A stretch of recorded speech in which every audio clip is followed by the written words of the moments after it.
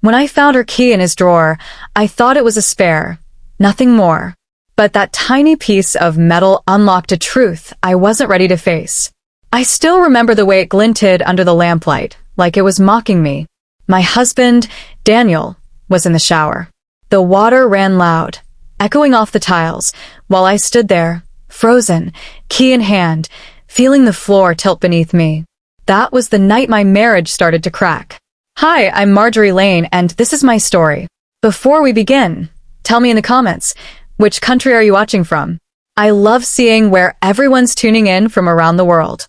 We'd been married for 12 years. By then, our lives had settled into a quiet, predictable rhythm, the kind you almost take for granted.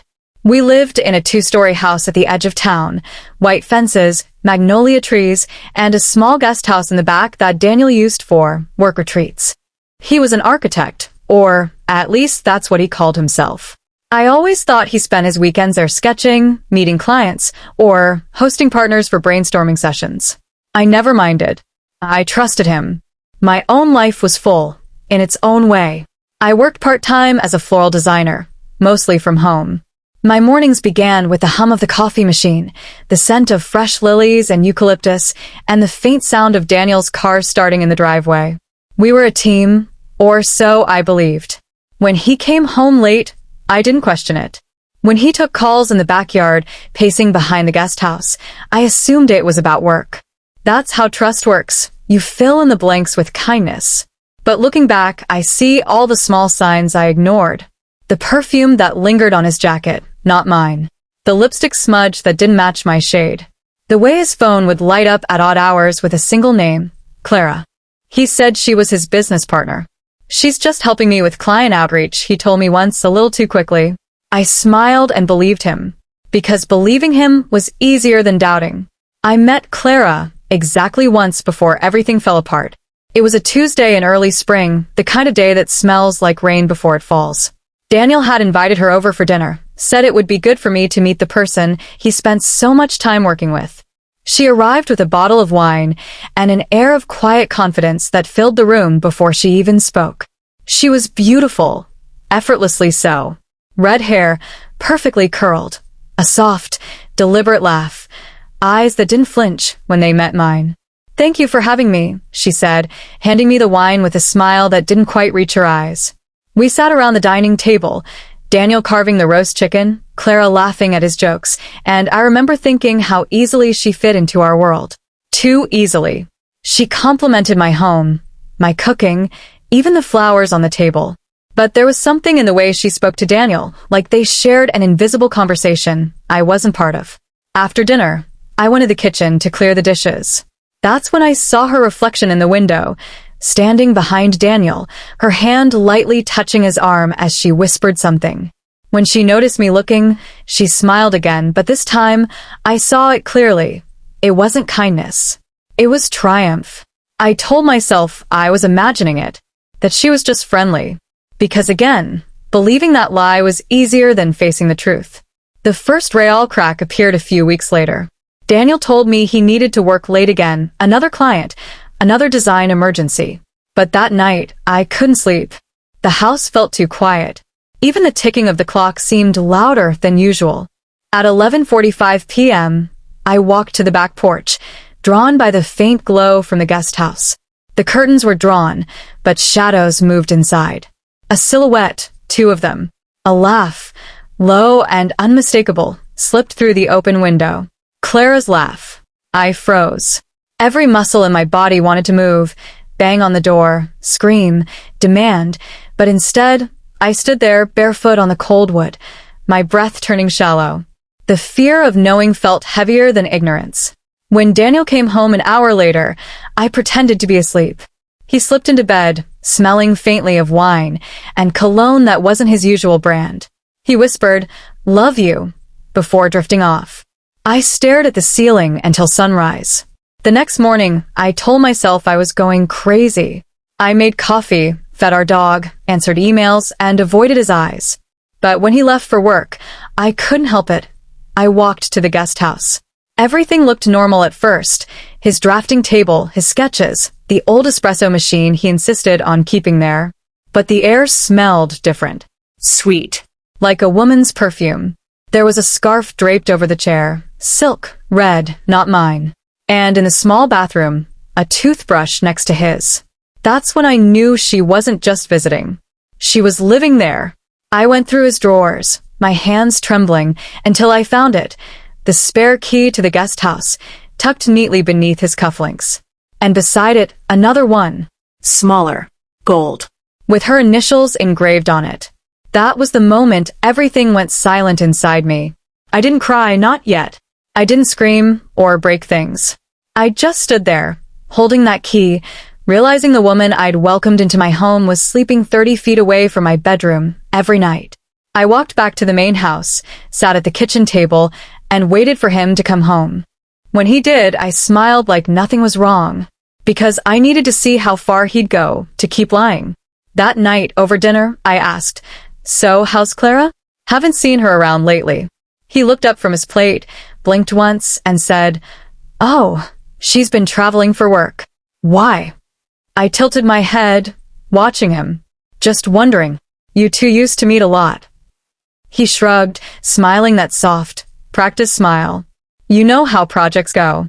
Lots of moving parts." And in that moment, watching him lie so easily, I realized something painful but freeing. I wasn't crazy. I was betrayed. I didn't confront him right then. Instead, I began to plan. Quietly, patiently. Because when you've built your life on trust, and that trust is shattered, you learn to move carefully through the ruins. The following week, I became an actress in my own home. I smiled when he walked in, laughed when he made jokes, asked about his projects and deadlines like I used to. But every question was a test, and every answer was a performance. I'd spent 12 years believing in the man across from me. Now I was studying him like a stranger. He still kissed my forehead in the mornings. Still called me hon when he texted. But I noticed the pauses, tiny gaps of silence that used to be filled with warmth. His eyes drifted when I spoke. He checked his phone more often, typing with his thumb, smiling faintly at something unseen. I started keeping a small notebook in my apron pocket. Notes about his lies. Dates. Times. Patterns. It made me feel sane, like I was holding on to something real. One Friday afternoon, while he was at a client dinner, I made myself walk to the guest house again. The curtains were drawn tight this time. The door was locked from inside, but the scent, her perfume, still lingered like a fingerprint in the air. A part of me wanted to break the door open, to rip through the silence. Instead, I sat on the porch steps and waited. Hours passed. The night deepened. A car pulled into the driveway, hers. I recognized the sound of her heels before I saw her face. She walked past me without even flinching, head high, hair shining under the porch light. She didn't even look surprised to see me there. "Clara," I said quietly. She stopped mid-step, turned slowly. "Oh," she said with a slight smile. "You scared me." "Did I?" I asked. I thought this was Daniel's workspace. Her expression didn't change. "It is. I just came by to pick up some files." "At 11:30 at night?" She smiled again, thin, practiced. "Deadlines, you know how it is." And with that, she unlocked the door with her key, stepped inside, and closed it behind her. My hands were shaking, but not from fear anymore. From clarity. The next morning, Daniel was unusually cheerful. He made pancakes, something he hadn't done in years. He talked about a new opportunity coming his way, something about expanding his firm. He kissed me on the cheek before leaving for the day. I watched him drive off, then called a locksmith. I told the man I needed an extra set of keys for the guest house, just in case. He didn't ask questions. Within half an hour, I had my own copy. That night, when Daniel went out again, I unlocked the door quietly. The guest house looked different. There were women's clothes in the closet, makeup on the counter, and 2 wine glasses by the bed. The truth was no longer hidden. It was decorated. I walked around the room, touching things like they might burn me. There was a framed photo of Daniel and Clara at a restaurant, her hand on his, their smiles too intimate to be professional. Her purse sat on the nightstand, half open. Inside, I found a credit card statement. Daniel's name, her address. My heart pounded so hard I thought I might faint. Every breath was shallow, like the air itself was turning against me. Still, I wasn't ready to explode. Not yet. I needed proof that couldn't be denied. So I waited. 2 nights later, I parked my car a few blocks away and walked home quietly through the side alley. From the backyard, I could see the faint glow through the guest house curtains again. The laughter. The clinking of glasses. And then, Daniel's voice. Soft, affectionate. The kind of tone he hadn't used with me in months. "Are you sure about this?" he asked. "Completely," she replied. "She doesn't even come here anymore. It's like she doesn't exist." The sound of her laugh made my stomach twist. "I want to wake up next to you every day," he said. "You already do," she whispered. I covered my mouth, holding in a sob that threatened to tear out of me. My knees buckled, and I sank against the fence, hidden by the shadows. The betrayal wasn't just physical, it was spiritual. It was the kind of wound you can't see, but feel in every breath. When I finally stood, my fingers were numb from gripping the wooden post. I walked back into the house like a ghost. The next morning, I couldn't even look at him. He came into the kitchen, whistling, kissed my cheek like nothing had happened. I wanted to scream. I wanted to ask him why. But instead, I poured him coffee, my hand steady though my heart was breaking. When he left for work, I sat down with a pen and a notepad. If he wanted to treat this like business, then I'd handle it like business too. Step 1. Gather evidence. Step 2. Secure finances. Step 3. Confront with control, not chaos. That night, while he was asleep, I logged into our shared bank account. And that's when the final truth hit me. Money was missing. Not just a few dollars, thousands. Transfers to an account under her name. Rent payments, restaurant bills, even an interior design invoice for the guest house. He was funding her life with our savings. My hands trembled on the keyboard. I scrolled through transaction after transaction until my chest felt hollow. I printed everything. When the printer spat out the last page, I stacked the papers neatly and placed them inside a folder. I slipped the key to the guest house on top. The evidence of betrayal fit neatly on one table. 12 years of love, reduced to paper and metal. I didn't confront him the next day. I didn't even mention it when he left for another late meeting. I waited until Sunday morning, his day off. The sun was streaming through the curtains. The smell of coffee filled the kitchen. He walked in wearing that same relaxed smile, his voice warm and casual. "Morning, babe," he said. "You're up early." "I couldn't sleep," I said quietly. He poured himself a cup of coffee, leaned against the counter. "You okay?" I nodded, then slid the folder toward him. "You might want to take a look at this." He frowned, flipping it open. His eyes darted over the statements, the photos, the printed transfers. His color drained. "What is this?" he asked, his voice suddenly tight. "It's everything," I said calmly. "The guest house. The money. Clara. The lies." For a long time, he said nothing. The clock ticked. Outside, a bird sang. Inside, everything died. Finally, he looked up, his jaw clenched. "You've been spying on me?" I laughed, a small, bitter sound. "Spying? No, Daniel. I've been seeing. You're the one who's been pretending to live a double life 30 feet from our bedroom." He ran a hand through his hair, pacing. "You don't understand, she needed help." "Help," I interrupted softly. "You bought her furniture. You gave her my savings. You built her a home with our money." He opened his mouth to speak, but the words didn't come. For once, Daniel had nothing to say. He slept in the guest room that night. I didn't ask where she slept. But as I lay awake, staring at the ceiling, one thought kept looping in my mind. He brought her into our home because he thought I'd never look there. He underestimated me. The silence between us became its own language. For days after that confrontation, we moved around the house like two ghosts pretending to be alive. The clinking of plates, the hum of the refrigerator, those were the only sounds left between us. He avoided my eyes. I avoided his presence. But there was something else in him too, a kind of restlessness, like a trapped animal looking for a way out. On the third day, I found his suitcase half-packed. "Going somewhere?" I asked, standing in the doorway. He froze, then sighed. "I think we both need space, May. Things have gotten messy." I crossed my arms. "Messy?" You call stealing our savings and living a double life messy. He didn't respond, just zipped the suitcase shut. You're leaving, I said flatly. To be with her. He looked at me then, really looked, and for a moment I saw a flicker of guilt. Or maybe fear. I need to figure things out, he said quietly. I nodded slowly. Then figure them out somewhere far away from me. He didn't argue. Didn't apologize. He just picked up his bag and walked out the door, leaving 12 years of memories behind like discarded clothes on a bedroom floor. The first night without him was strange. The house felt cleaner, lighter somehow. But the pain didn't go away. It just changed shape. It became quieter, sharper, like glass in my chest. For a week, I stayed inside, barely eating. Every sound outside made me think he'd come back. Every car door made me look up. Then, one afternoon, I decided to step into the guest house one last time.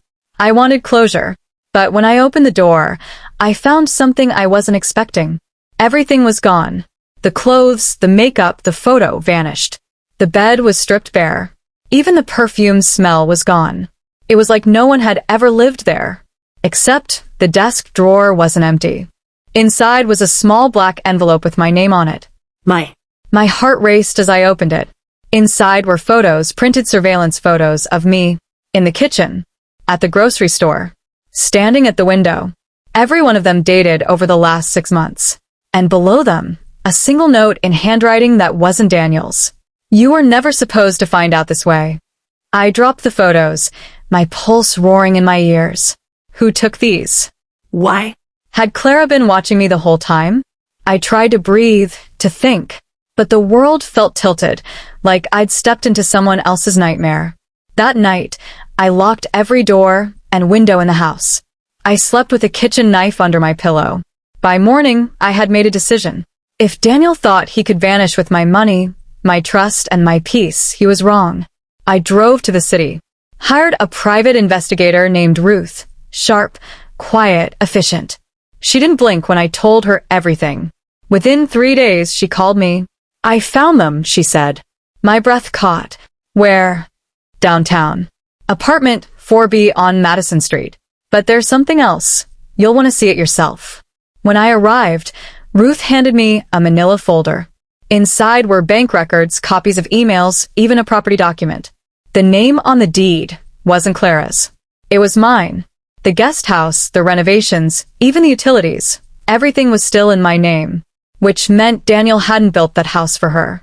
He'd built it for himself. A separate home. A second life. A fallback plan. Clara was just part of it. I stared at the papers, my mind spinning. Why would he keep it under my name? Ruth shrugged. Could be taxes. Could be he thought you'd never check. But there's more, you see that? She pointed to one of the documents. A transfer, recent. 5 days ago.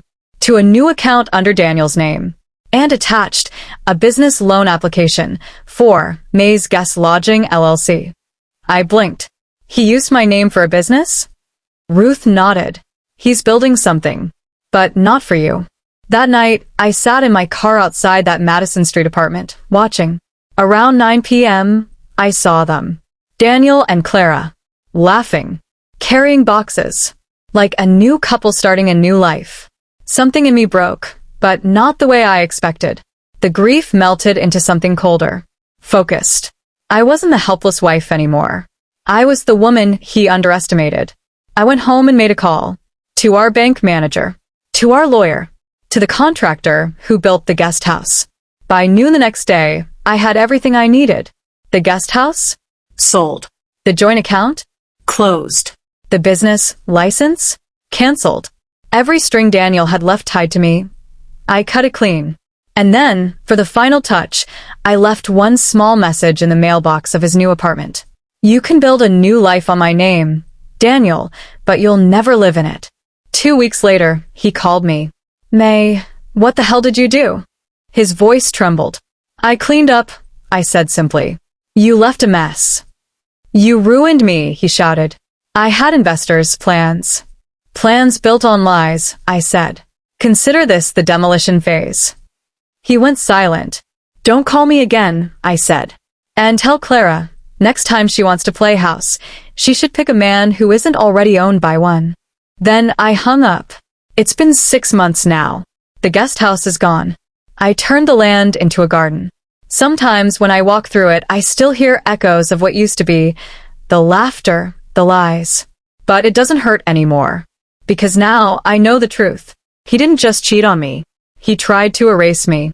But you can't erase a woman who's finally learned to see herself. If you were in Mae's place, what would you have done?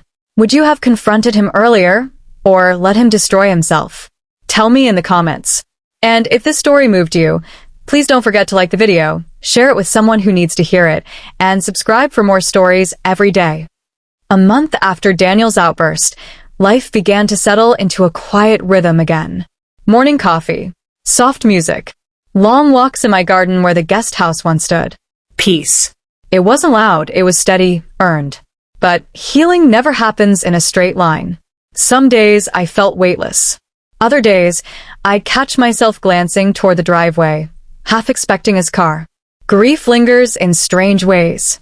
And then, just as the ache began to dull, Clara reappeared. It was a Thursday morning. I was pruning roses when I saw a figure walking up the path. Slim, neatly dressed, sunglasses covering her eyes. Clara. She didn't look like the smug woman I remembered. She looked wrecked. Pale. Trembling. For a moment, I considered locking the door.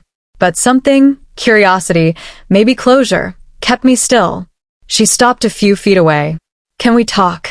I didn't respond right away. You have a lot of nerve coming here. I know, she said softly. Please, Mae, just a few minutes. I hesitated, then gestured toward the porch. Say what you came to say. We sat across from each other, the air thick with the smell of wet earth and jasmine. She clasped her hands together, eyes glassy. I didn't come to fight. I came to tell you the truth. About Daniel and about me. I folded my arms. Go on. She took a shaky breath.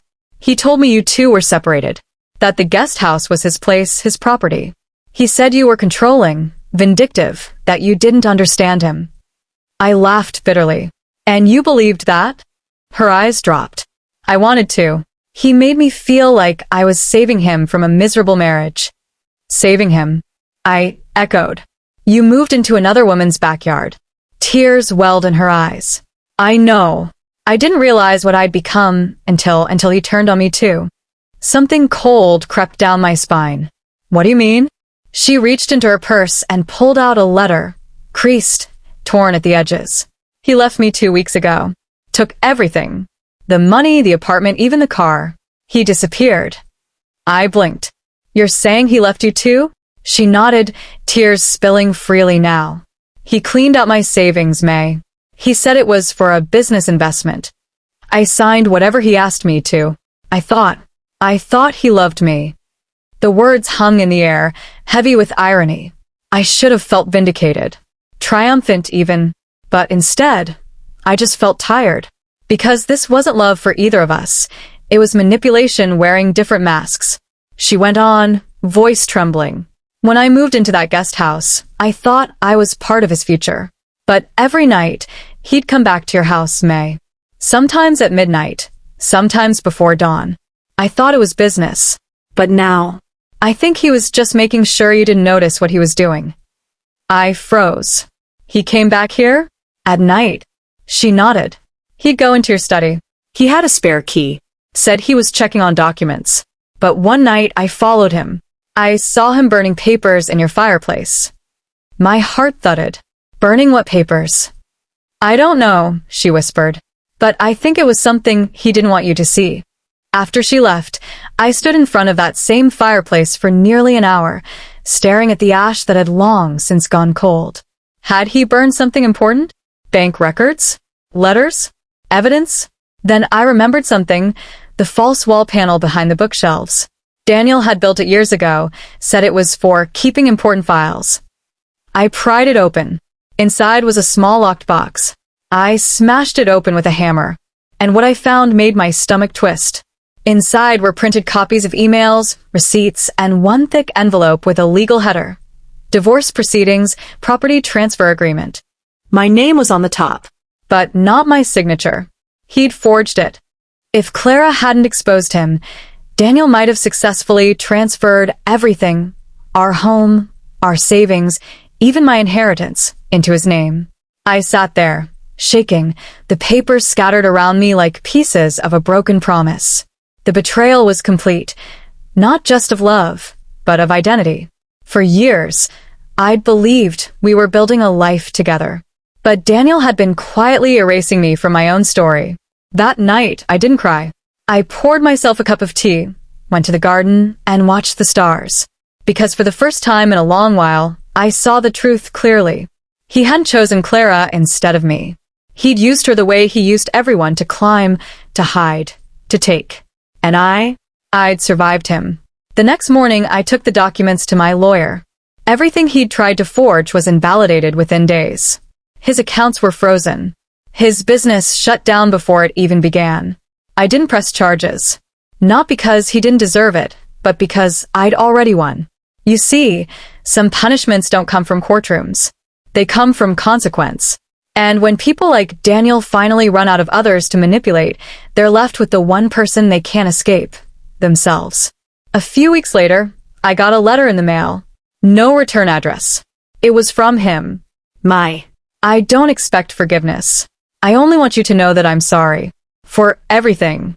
You were the only person who ever saw the good in me, even when I didn't deserve it. I hope you find peace. I folded it once, twice, and placed it in the drawer beside the ashes of the past. Then I walked outside, barefoot on the grass. The earth was cool, alive. My garden was blooming again. Roses, lilies, lavender. The guest house was gone, but the space it left behind was beautiful now. Open, free.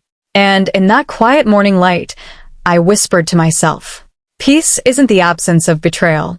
It's the strength to rebuild anyway. You know, when I look back on everything that happened, I don't feel anger anymore. For a long time, I thought the greatest pain came from betrayal, from watching someone you love become a stranger. But now I realize the deeper pain was in losing myself along the way. I had built my life around Daniel, his needs, his moods, his ambitions. I made myself smaller, so he could feel bigger. I said yes when I should have said no. I believed that loyalty meant silence. But silence doesn't protect love. It protects lies. It took losing everything, my husband, my home, my sense of certainty, to finally find myself again. These days, I still live in that same house.